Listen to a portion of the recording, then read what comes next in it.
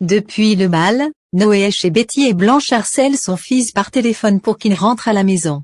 Lola est toujours dévastée par sa rupture, et elle culpabilise de ne pas avoir vu que Dimitri manipulait Sunalé. L'adolescente s'en veut d'avoir organisé ce fichu bal. Sunalé confie à Lola qu'elle ne cesse pas de penser à Dimitri. Elle n'arrive pas à lui en vouloir. Lola lui conseille de prendre ses distances, car il est toxique, mais Sunalé ignore si elle en est capable. Betty pousse Noé à parler à Blanche, ce qu'il fait d'ailleurs. Noé déclare à sa mère qu'il aime Betty et qu'il compte rester avec elle.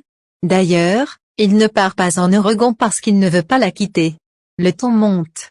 Blanche ne veut pas que Noé continue à voir Betty, mais son fils est amoureux. Dans l'appartement d'à côté, Gabriel, Thomas et Lola entendent leur dispute. Noé part habiter chez Betty. Publicité. Babet et Léa vont quitter Marseille. Aurore pleure beaucoup. Boé pense qu'elle a mal au ventre et qu'elle est intolérante au lait de vache. Mais la donneuse ne peut pas lui donner de lait maternel, car 3 prématurés sont nés cette semaine. Boé a alors l'idée d'acheter du lait végétal. Léa pense que c'est une bonne idée et lui conseille de prendre une préparation aux protéines de riz. Boé a essayé 5 marques différentes avant de trouver la bonne.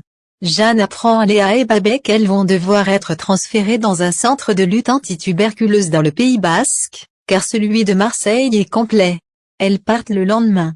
C'est un coup dur pour les deux femmes. Léa a le sentiment d'être en train de rater sa vie de maman. Elle va rater les premiers pas et les premiers mots d'Aurore.